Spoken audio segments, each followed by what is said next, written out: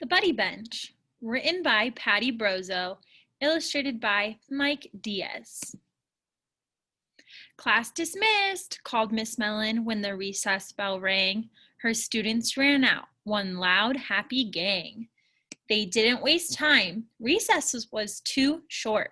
They started right in with their games and their sport. Some boys climbed a mound, playing King of the Hill, but though he stood near, not one noticed Will. Molly said to Brienne, "Let's play follow the leader." They walked right by Emma, but just didn't see her. As Cooper watched hide and seek from a tree, he thought to himself, "Why does no one seek me?" 3 kids played soldier with a make-believe fort as Sloane looked on from the basketball court.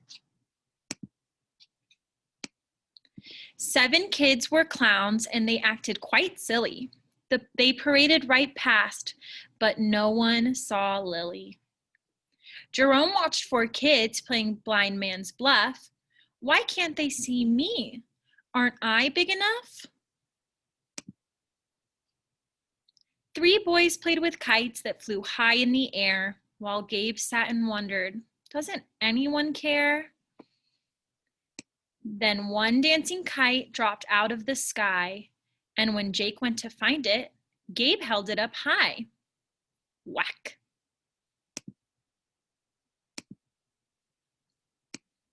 Want to join us? Jake asked before recess is done. How come you're just watching? That can't be much fun. It's my leg, said Gabe. I can't run in a cast, so I never get picked, not even last. Come play with us anyway. There's time to spare. Wait a minute, said Gabe. I'll be right there. Gabe hobbled to Will and tapped his shoulder. Come and join us, he said, before recess is over. I'm new here, said Will, and today's my first day. No one but you has asked me to play. Well, help us keep this kite in the air. Okay, said Will. I'll be right there. Then Will went to Emma and Emma to Sloane, each asking the next why she was alone. There are holes in my pants and my shoes, Emma said.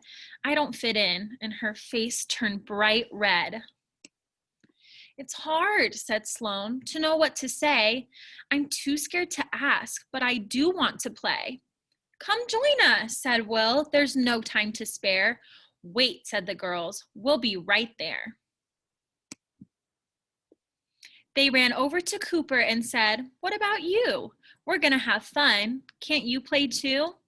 When I talk, explained Cooper, my words get tangled. What I want to say ends up all mangled. So what? Come and play, the 2 girls said. I'll come in a minute. You go on ahead. Then Cooper asked Lily, and Lily asked Jerome, how come each of them was alone? Lily told Cooper, it's always the same. I'm used to just watching. I'm no good at games. When you're small, said Jerome, and the game is all tied, nobody wants you to be on their side. Come in, play, Cooper said. Don't hang back and wait. Let's make some new friends. It's never too late. But recess was over, the bell rang once more, and Miss Mellon's students ran for the door. Miss Mellon, Will asked, how could we say, without using words, that we all want to play? Sometimes we're too shy, too sad, or too proud. How can we ask without asking too loud? Miss Mellon said, what you need is a seat to wait for a friend or a buddy to meet. A buddy bench, Miss Mellon's class all agreed. So they borrowed a hammer, a saw, and a wrench and started to work on their own special bench. Bang, bang, bang, bang. When it was finished, they were all filled with pride. Each child wore a smile that was 9 inches wide. We think it's just perfect, the students all said, with hands that are colored blue, yellow, and red. They put their new bench in the very best place, under the climbing tree, right at its base.